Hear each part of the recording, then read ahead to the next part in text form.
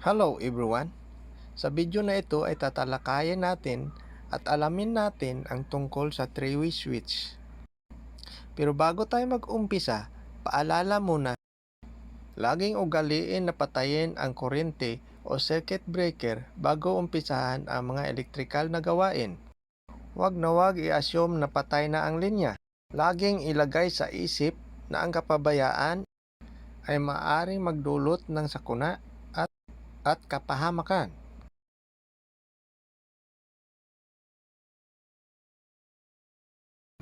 Ano ang ibig sabihin ng three-way switch at ano ang gamit nito? Ang three-way switch ay katagang ginagamit ng mga electrician sa single pole double throw switch. Ito ay madalas na ginagamit para kontrolin ang ilaw o grupo ng mga ilaw at iba pang mga elektrikal na bagay sa dalawang magkaibang lugar o pwesto, kagaya ng sa hagdanan, koridor, garahe, at sa isang malaking kwarto na may maraming pintuan. Ang three-way switch ay laging ginagamit na dalawahan. Kung titingnan natin ang normal switch, ang function niya ay break at make. In other words, on and off lang ang movement ng track ng switch. Dito sa three-way, walang on and off na position. Kapag pinitik mo ang switch pataas o pababa, ililipat niya lang ang track sa kabilang terminal. Sa wiring diagram nito, may apat tayo na bersyon. Connect natin ang terminal 3 ng switch 1 papunta sa terminal 1 ng switch 2.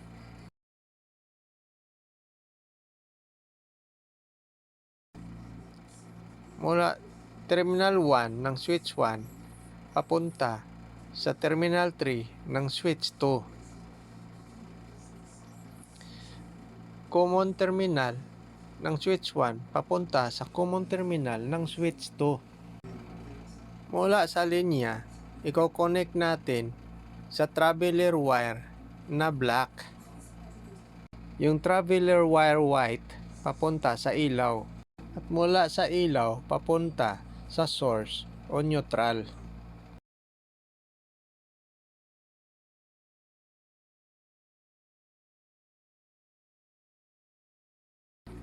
Initial position ng switch ay off ang ilaw.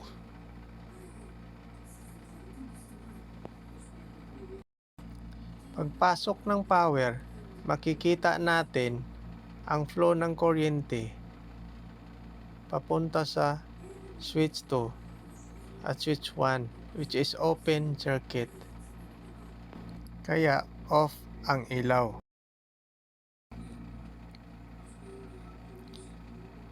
Kapag pinitik natin ang switch 1, lumipat ang track sa traveler terminal 3 at yan ang daloy ng kuryente ngayon.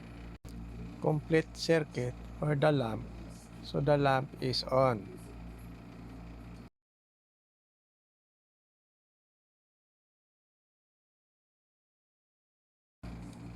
Kapag pinitik ang switch 2, ang kuryente ay dadaloy mula line 1 papuntang switch 2, papuntang switch 1 at bumalik sa line 1, kaya ang ilaw ay off. Pag pinitik natin ulit ang switch 1, ang daloy ng kuryente mula line 1 dadaan sa switch 2 papuntang switch 1 at babalik papuntang switch 2, which is open circuit or dead end. Sa kabila naman papuntang ilaw, which is complete circuit, kaya lamp is on. Pitik ulit sa switch 1, off ulit ang ilaw. Dito na version ay walang pinagkaiba sa version 1. Pinagpalit lang ang traveler wire terminal ng switch 1.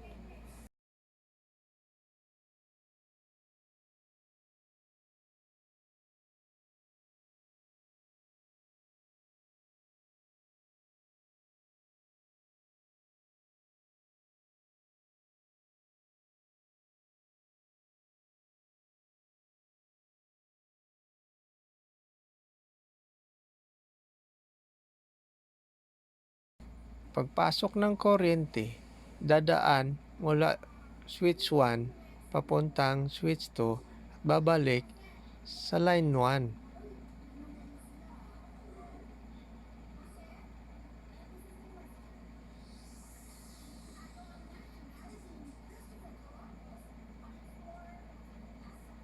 O pwede ring mula line 1 papuntang switch 2 at papuntang switch 1 at babalik sa line 1. Lamp is off.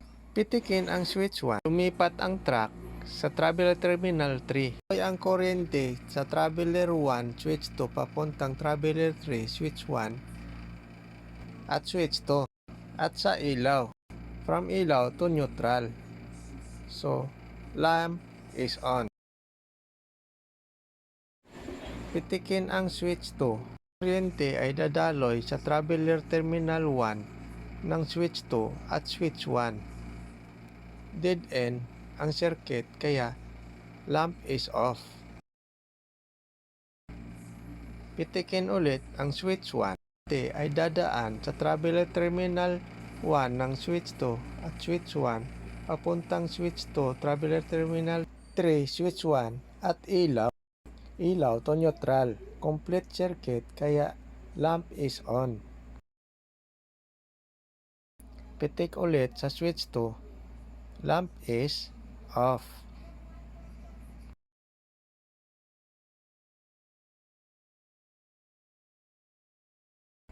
Version 3 ang pinakasimple at pinakamadaling intindihin. From line 1 papuntang common terminal, switch 1,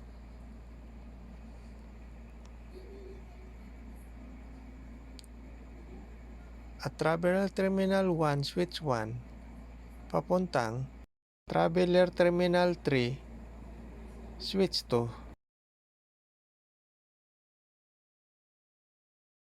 Traveler terminal 3 switch 1 papuntang traveler terminal 1 switch 2 at yung common ng switch 2 papuntang light, from light to neutral.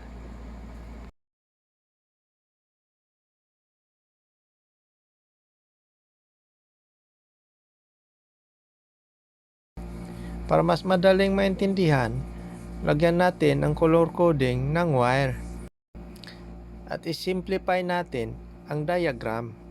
Patagilid lang natin ang position ng switch.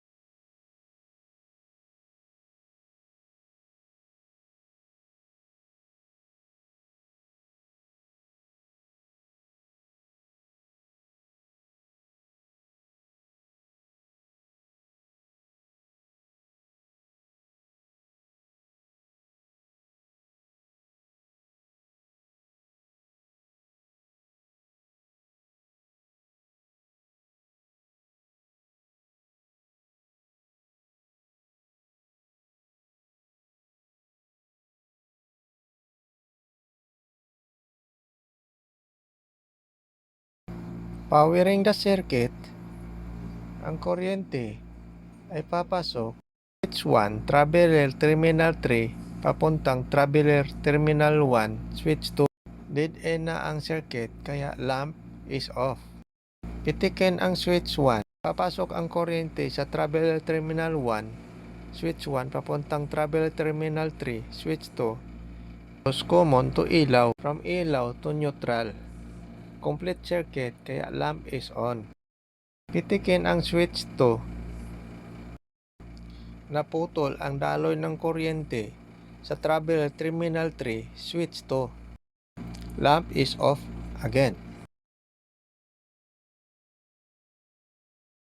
Pitikin ang switch 1. Lumipat ang track sa traveler terminal 3 switch 1.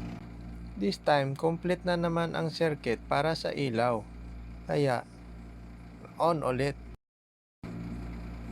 Pitikin ang switch 2. naputol ang daloy ng kuryente sa Terminal 1, Switch 2. Lamp is off ulit. Na version guys, walang pinagkaiba sa version 3. Pinagpalit lang yung connection ng traveler wires. Mula sa linya papunta sa common ng switch 1. Traveler terminal 3 ng switch 1 papunta sa traveler terminal 3 ng switch 2. Mula sa traveler terminal 1 ng switch 1 papunta sa traveler terminal 1 ng switch 2. Mula sa common terminal ng switch 2 papunta sa load na ilaw. Mula sa ilaw papunta sa neutral. Para mas madaling maintindihan, isi-simplify natin ang diagram.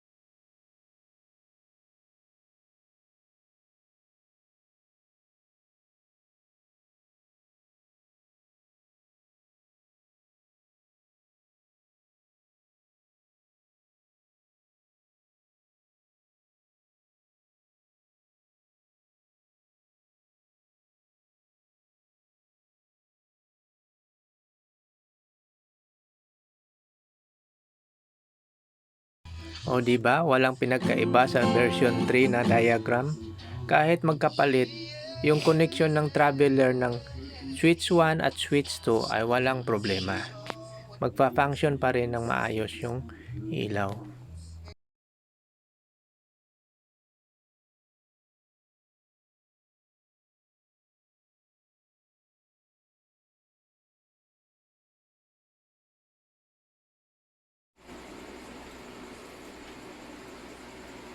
For church, okay?